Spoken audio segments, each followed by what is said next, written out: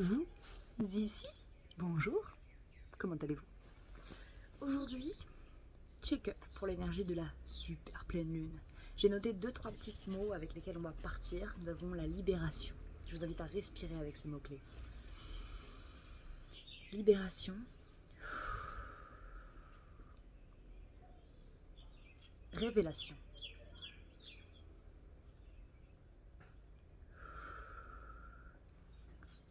Illumination.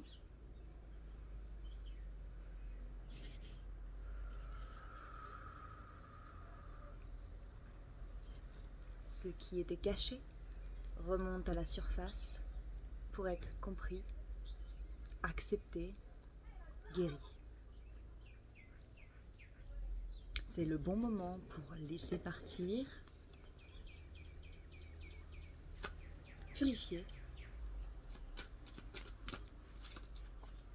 et se réaligner avec sa vérité profonde, une vérité qui est devenue plus claire une fois que vous avez pu justement vous libérer de ce qui était caché sous la surface et probablement qui encombrait votre champ énergétique, si je puis dire. Nous allons prendre 3 cartes de chaque deck et nous allons voir ce que les cartes veulent nous inviter à voir, à dire. La carte de la flèche, la direction, la carte du cycle et la carte du bourgeon. C'est magnifique. C'est très symbolique à mon sens d'une pleine lune, car le moment de la pleine lune, c'est le moment où il y a un cumul d'énergie des 21 jours précédents. Et donc c'est un bon moment pour utiliser ce cumul comme un recul pour votre fraîchement décidé, fraîchement retrouvé clarté. Je parle très proprement, oui, vous inquiétez pas. Tant que vous comprenez, venez pas essayer de me corriger, il y aurait trop de choses à corriger, ne perdez pas votre temps. L'idée c'est que momentum. On va dire que durant ces 21 derniers jours, vous avez gagné en... Comment je peux dire ça? J'ai envie de parler d'impulsion, mais pas quelque chose d'impulsif, mais plutôt... Je pense que ce sont 2 choses différentes. Momentum, c'est quelque chose qui se build et qui permet un peu à l'effet boule de neige.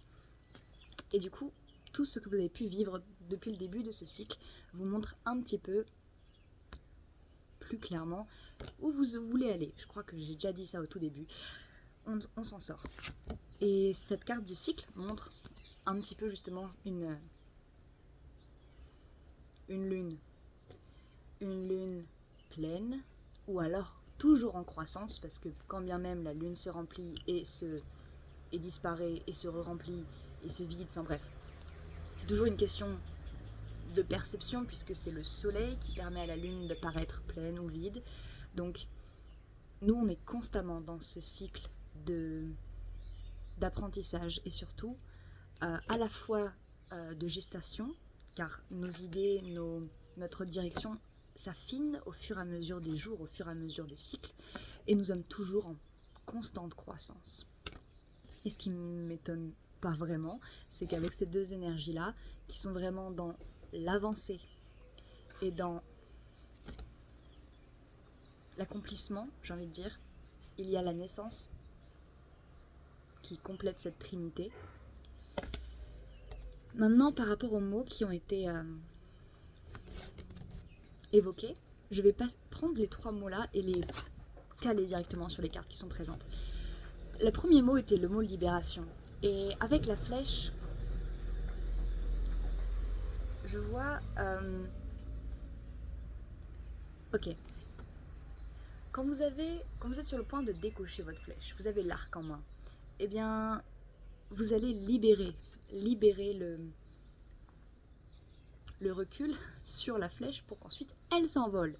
Et j'ai l'impression que tout ce que vous allez pouvoir voir remonter à la surface, accepter, intégrer, dissoudre, peu importe, va pouvoir justement vous libérer d'un poids peut-être qui pesait sur votre flèche et qui aurait pu peut-être quelques semaines auparavant vous empêcher d'atteindre votre cible. Maintenant, la carte du cycle est associée du coup avec le mot révélation. Et ils ne sont pas vraiment associés, je ne les ai pas fait dans ce but-là, c'est juste que ces mots étaient des mots-clés pour la super lune. Et j'avais envie de les associer avec ces cartes-là, de cette manière-là. Parce que, pourquoi pas. Le cycle, révélation. C'est bien une chose que tous les mois nous sommes invités à réaliser, c'est que nous avons un besoin d'un équilibre entre introspection et action, entre le vide et le tout. Enfin, je veux dire, c'est vraiment... Et puis, une des révélations communes en ce moment, c'est justement que si tout est un cycle, et que si rien ne change, c'est bien à nous de changer pour que ensuite autour de nous les choses changent.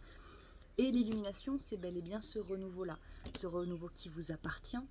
Vous, à votre échelle et dans votre propre merveilleux contexte, vous allez avoir l'occasion d'avoir une illumination. Et quand je dis l'occasion, c'est pas parce que je dis ça que vous n'en avez pas déjà eu une la semaine dernière, mais vous pouvez en avoir une tous les jours. D'ailleurs, je crois que mes journées les plus fun sur Terre, c'est bien les moments où j'ai des petits moments de haha, les haha moments, où j'ai laissé assez justement germer des idées pour qu'elles puissent sortir de terre, sortir de ma tête et d'être intégrées dans ma réalité, que ce soit compris à un niveau cellulaire ou simplement voir une situation qui me permet de enfin l'intégrer de manière nouvelle, pas seulement mentalement, pas seulement dans la réflexion, mais dans l'intégration, oui, je pense. Je suis en train de me répéter. Il y a une sorte de brûlure d'estomac qui est en train de me dire bonjour. Je le mentionne parce que des fois, les ressentis physiques que j'ai sont en rapport avec ce qui est en train d'être dit. Et j'ai vraiment l'impression que là, c'est mon chakra sacré. Genre, il y a aussi évidemment l'estomac à cet endroit-là. Une sorte de purge énergétique. Par exemple, quand on parle des choses qui sont cachées, qui remontent à la surface, je pense qu'il y a peut-être d'anciennes douleurs, d'anciennes blessures, d'anciens symptômes qui vont peut-être revenir en cette période pour vous tester. Et je dis cela parce que c'est exactement ce qui se passe pour moi, c'est que j'ai des douleurs anciennes qui reviennent alors que je croyais que ça en était fini, mais peut-être que ça n'en était pas spécifiquement fini, c'était momentanément plus là pour que je puisse faire les choses différemment. Par exemple, quand on parle de douleurs physiques ou de douleurs physiques, mais je veux dire aussi dans le bidou, c'est que c'est en grande partie par rapport à ce qu'on consomme. Ce qu'on consomme, ce qu'on fait avec notre corps tout simplement en fait. Voilà.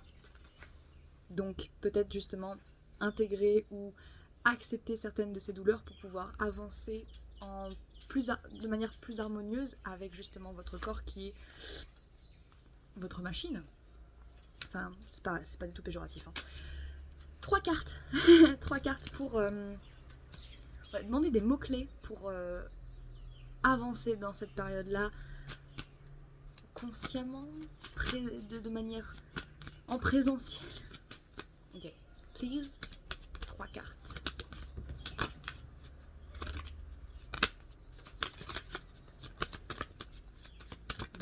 Ok, oh my god. Nous avons les animaux, la confiance en soi et les ancêtres. Ça fait les 3 premiers chakras, racine sacrée et plexus solaire. Je pense qu'il y a une invitation à ancrer une nouvelle réalité à travers votre système nerveux. Parce que là, par exemple, moi, ça me fait référence, du coup, on va dire là, il y a l'air, l'eau et la terre.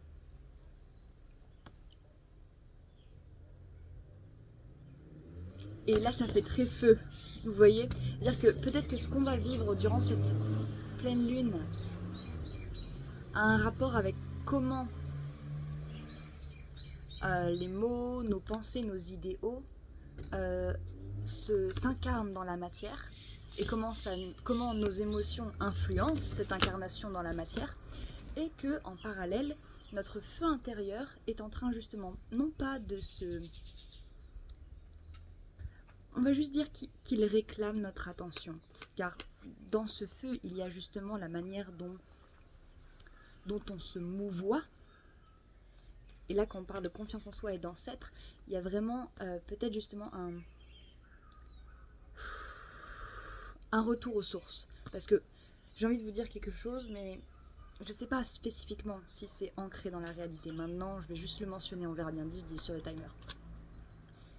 Sans avoir eu un contexte ou un environnement ou des personnes qui nous ont prouvé qu'on avait des raisons de ne pas avoir confiance en nous, nous aurions confiance en nous.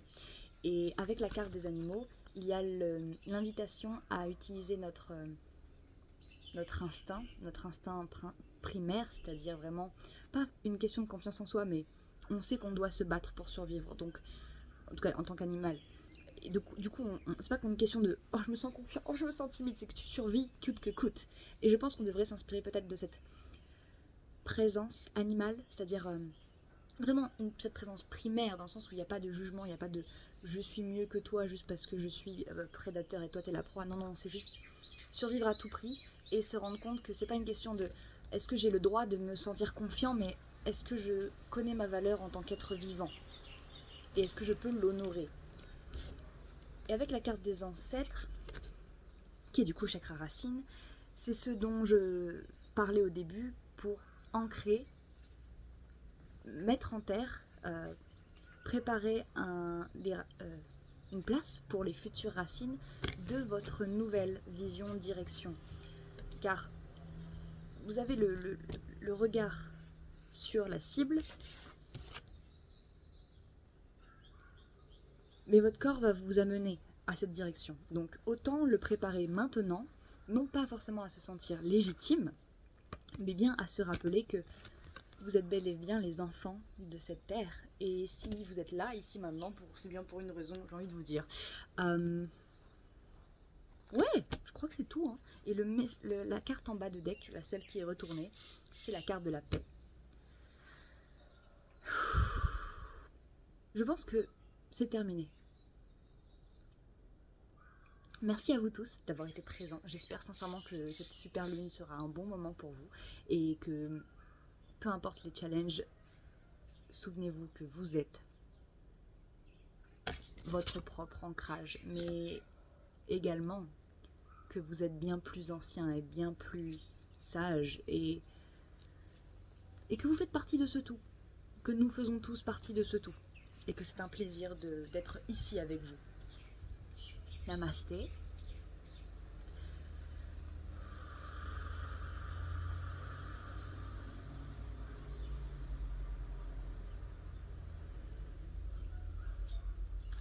À très vite. See you soon. You got this.